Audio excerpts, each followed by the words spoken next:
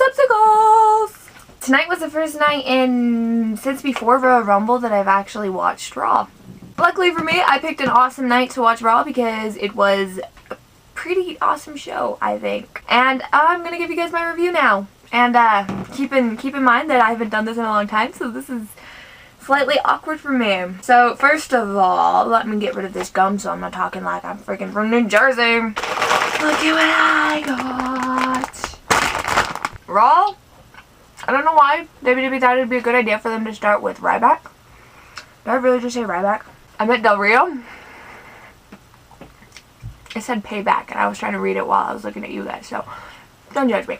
Start off with Alberto Del Rio, who comes out and he is just basically whining. And then Punk comes out, okay? I had a moment of, oh my god, because I haven't seen him in a long time. There's little Wolverine hair. Oh, it's so cute. He's so cute. But just besides that, it was like a moment of like chills down my spine and like my words were just, I was just like mumbling and I just couldn't get my words out. So pretty sure I'm in love with him. I thought I wasn't a fangirl. I thought I was over that, but I'm so not over that. I am such a fangirl. Him, guys, it's him. Look at him. Okay. So basically, the reason Punk came out was because Alberto Del Rio, I hate his name. I hate saying his name.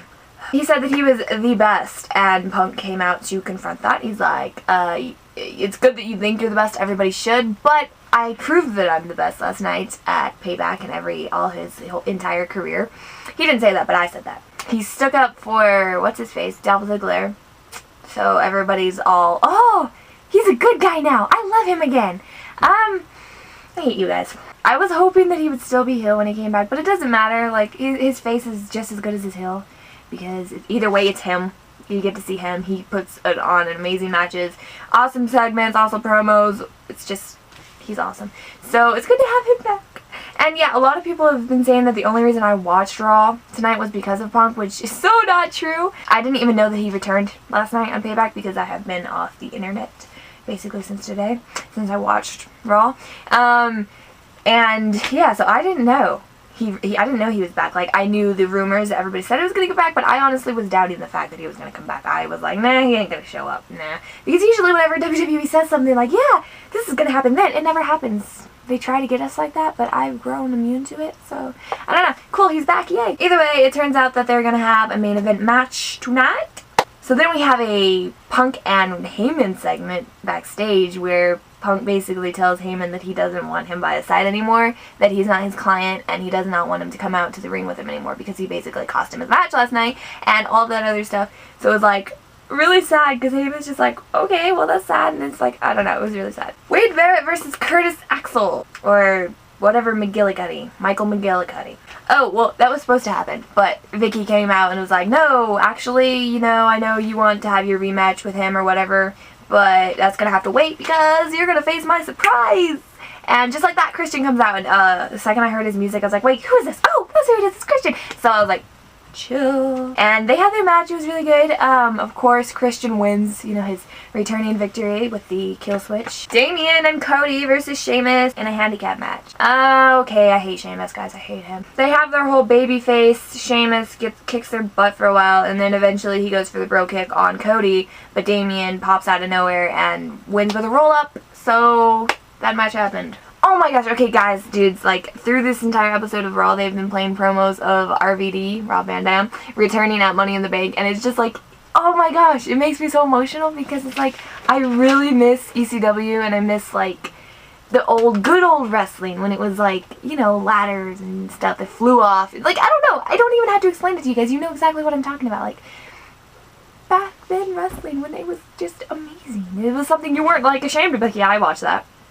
Now it's like, yeah, I watched that.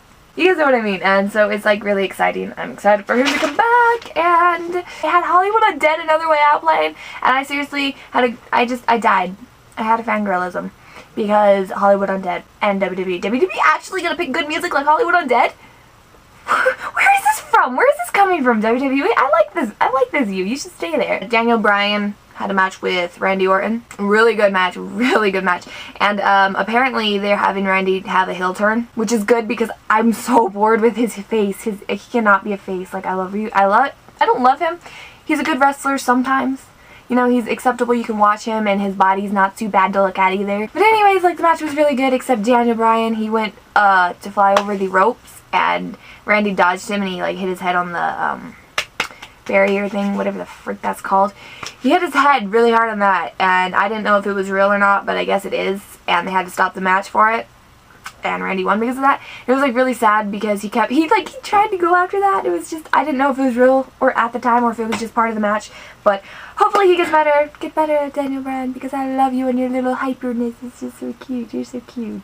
But yeah, another thing is that Randy Orton, he went and he helped Daniel Bryan up and he gave him a hug and all that. And I was like, oh, bromance / sportsmanship. I almost just wanted to say partnership. No. AJ Lee comes out and cuts a promo about how she is mighty, mighty superwoman and how there's not a woman in this planet that could beat her or stronger than her or whatever. I don't know. And then she's like, I dare any of you in the back to come out here or whatever. And then I was hoping Karma was gonna come out. That would have been really nice. Karma or Paige, I was like, come on, come on. But even better, Stephanie McMahon came out and I was like, oh snap, shit's about to get real up in here.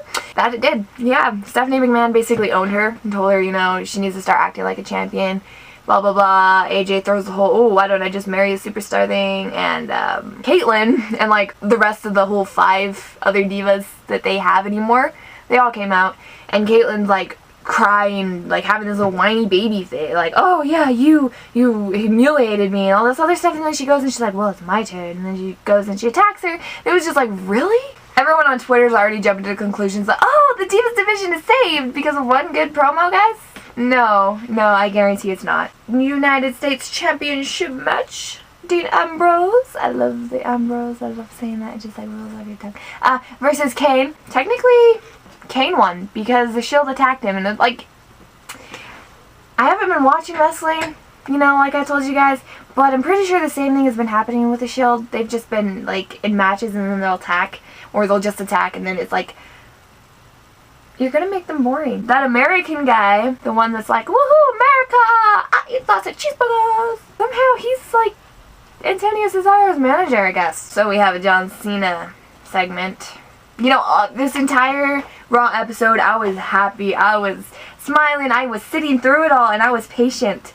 But then John Cena came out and started screaming and yelling about how he's, like, just, you know how he is. He goes out there and he's always overhyped and all this other stupid crap, and it's like, I got really mad to the point where I actually muted my TV. So I forgot how hideous the WWE title was. That thing is ugly, like Barth-worthy.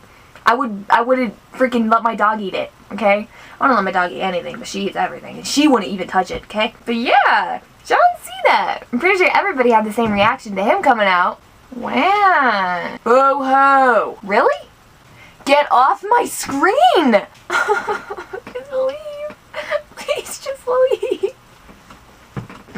Where were you 20 minutes ago when my mood was still fixable, Mark Henry? Where were you, Cocoa Puff? Apparently, he's been tweeting a lot about his retirement or something. Somehow, I don't know. WWE WWE led us to believe that he was going to be retiring, which I knew, like, from the whole Chris Jericho coming out, crying, not saying anything. I knew that there was probably going to be a little prank behind it all, so I was like, everybody on Twitter was like, oh, I'm crying, it's so sad. I'm just like, yeah. He has this touching speech about his family. He misses his family. He's worked here for so long. He's accomplished so much. Not as much as John Cena, but he's accomplished so much. And he's so happy. He's happy with where he is in his life and blah, blah, blah, blah, blah. And then Cena's like, okay, I'm going to be the good face of the WWE and hold your hand up now. So they do that, and then he hits him with the WSS. Yeah, I'm going to call it the WSS. That was good, though. It was good. I bet everybody that cried felt like idiots. Then they have Chris Jericho go up against Heath Slater. Really? You're gonna put Chris Jericho in a match versus someone as horrible as Heath Slater? You're really gonna do that? Alright. Before the main event, we have a backstage segment with CM Punk and Paul Heyman again. And it was so sad because Heyman's like, you know, everybody else is trying to read, like, you know, read too much into this, but I know what you're doing. I know why you're doing this, blah, blah, blah. And he's like, I love you. And I was just like, oh, I I ship you guys. Is that wrong? I ship you. Anyways, and he hugged him. He's like, you're the best in the world. You go win. Blah, blah, blah. It was like, main event. CM Punk versus Alberto Del Rio. Basically, I'm sorry, you guys. I stopped writing down, like, the details of, oh, he did a running bulldog, and then he did a super suplex, and you know what I mean? I stopped that because it's like, okay, then I'm rambling too much, and the video just goes on forever. So I'm just gonna get right to it. Oh my gosh, but CM Punk in his jiu-jitsu, you can so freaking tell that he has been working a lot with Hannah Gracie, and it's awesome. I love martial arts. It's just amazing. So basically, Punk hits the go to sleep, but Alberto Del Rio lands outside of the ring, and he stays there until his little idiot that doesn't speak English and likes to ramble on like a freaking retard. Yeah, that guy. Until he pulls him out and they go away because they're little sissies and they can't handle a romance fight. But then after Punk already wins, Dolph Ziggler comes out and he attacks Alberto Del Rio from behind. I'm just like, whoa, Dolph, how many squats do you do, mister? His butt. Why can't my butt look like that? Then Punk has like a 5-second celebration before Brock Lesnar's music hits. Brock like circles the ring. Give me a second. Goes like he's gonna talk. And I totally seen this coming that he was not interested in talking at all. No, he decided to F5 him. So my prediction is that Paul Heyman is mad at CM Punk for not wanting to be his client, so he made Brock Lesnar go out there and do that. That's my guess on it. My take, I don't know. That would break my heart a lot though. Even though I know they love each other in real life, that would break my heart a lot to know that Punk and Heyman are gonna be feuding basically. So that's my Raw review. I give this show 4 Punky stars. You guys can add me on Twitter. Punkspiration. My gamer tag for Xbox. Punkspiration. And then what else do I have? Facebook will be in the link in the description. And then my ask for, like, you know, whatever. You can ask me all kinds of questions and I will upload them in an upcoming Q&A video. If you're interested in that.